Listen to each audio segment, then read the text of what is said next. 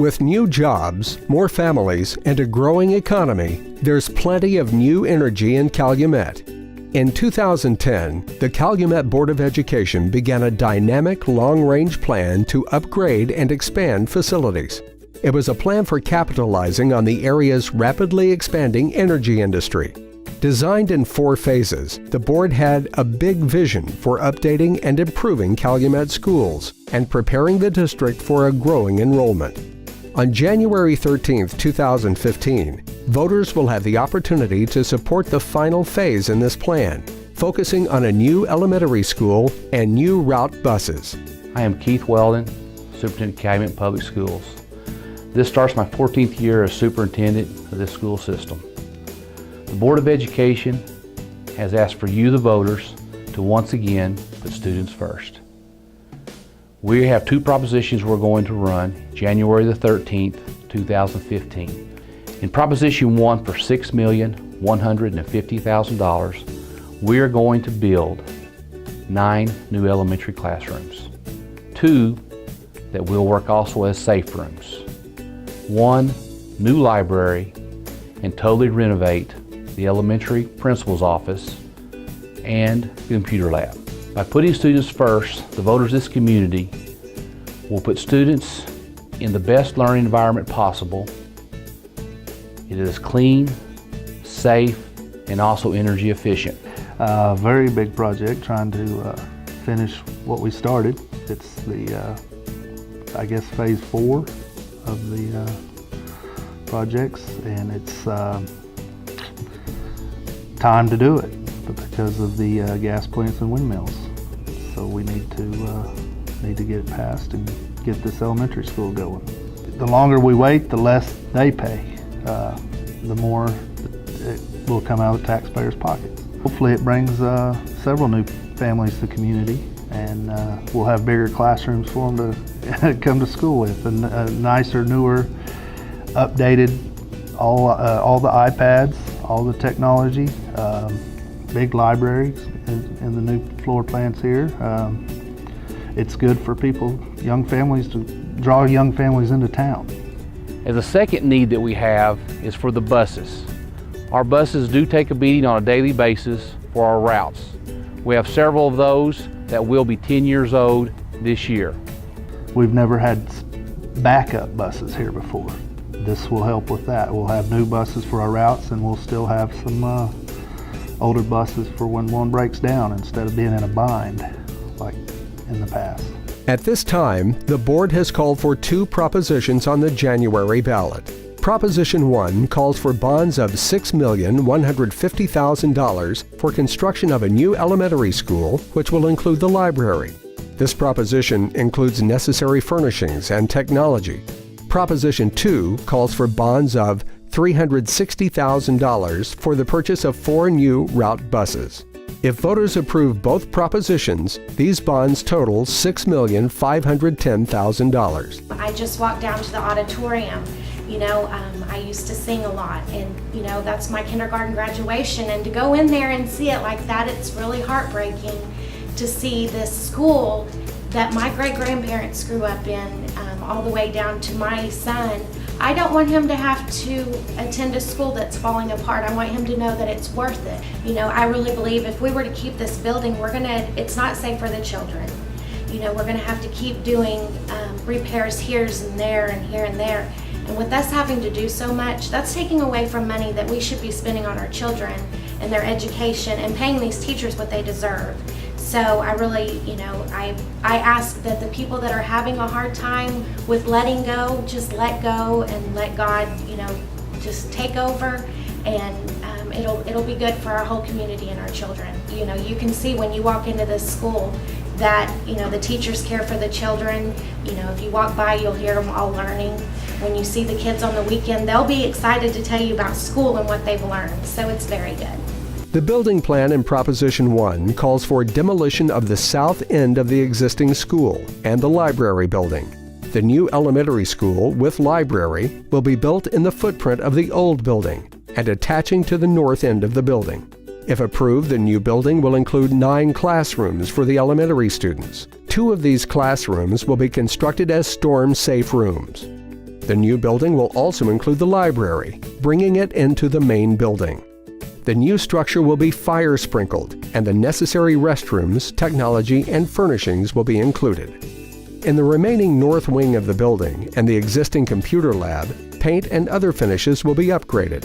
When we do a tornado drill, there's kids in 5 different areas when it's over for me to go check on and make sure that they're all safe. When we have a fire drill, they're in 4 different areas. Because of where their classrooms are located, they are out on the playground or across the street, and so it would just be nice if we were all in one contained building. I just would feel so much safer. And there's always that fear that because we are open on one end, that someone could come up on the playground and snatch one of the kids. I mean, that thought just goes through your mind nowadays. I wished I didn't have to worry about things like that, but the need for a new school is more of a safety issue, I think, than anything. We've made improvements to the building that we're in. It's part of it's 54 years old and part of it's 97 years old, and our current library is outdoors, so when it's icy out or it's raining, the kids have to, there's no way to get to the library besides getting wet, and Calumet is growing. And we have 24 in one classroom. That's our 3rd graders. We have moved up to what was the old high school, but there's too many kids. Our enrollment is up. We have 24 kids in one room, and it's just wall-to-wall desk.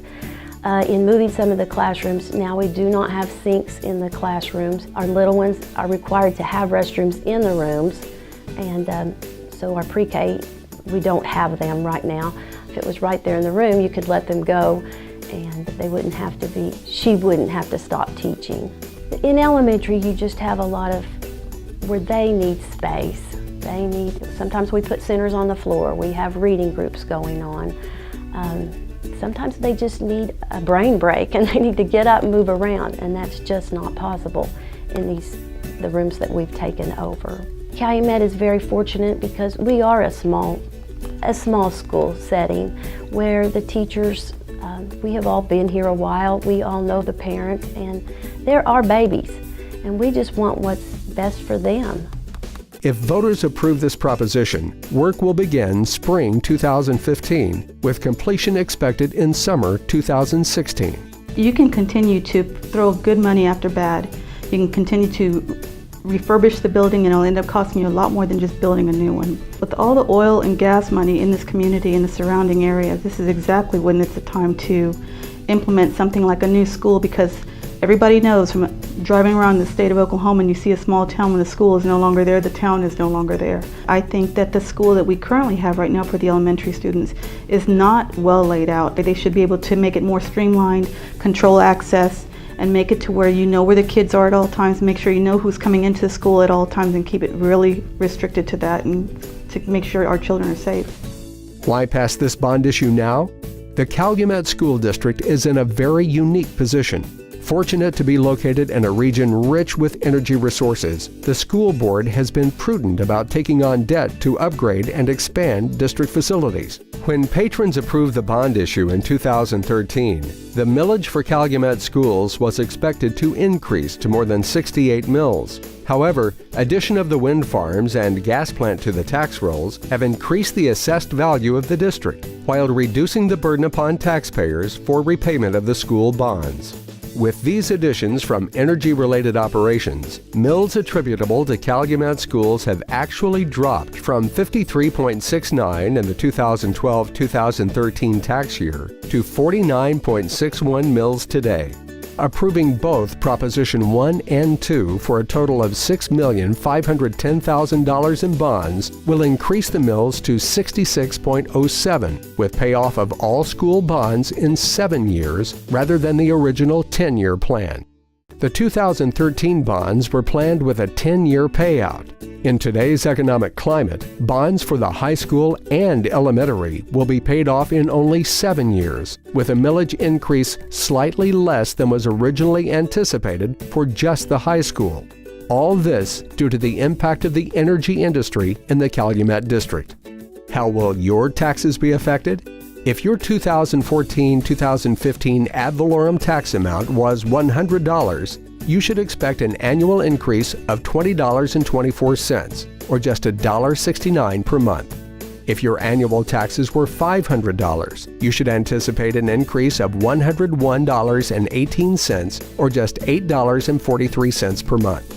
This tax increase will repay all Calumet school bonds in 7 years, including those for both the new high school, the currently proposed elementary school, interior upgrades, and additional route buses. You know, it's so important that these kids have the best. And if we have an opportunity and we're in a position to be able to provide them with the best because of where our community is financially, then we need to go forth with this and make sure, you know, we get this done. So I just encourage all of you guys to come out and vote January the 13th. You know, just get out to the polls, make sure you guys go out and get your vote in, and let's keep doing the right things for these kids. January 13th, I ask that everyone just come out, you know, and practice your right to vote. And, you know, that too demonstrates to your children that's what we need to do is vote. If you feel, you know, you're not real sure about your decision, like I said, come take a tour of this school and just follow your heart, and always remember to put the children first. January 13th is when they're going to vote on this bond issue. I think it's very important that we step up and do the right thing. Once again, as superintendent of schools, on behalf of the Board of Education, staff, and the students, we ask you to get out January the 13th, 2015, and vote to put Calumet students first. Thank you. It's the right time for Calumet to finish the big vision. Vote January 13th, 2015. Math is awesome!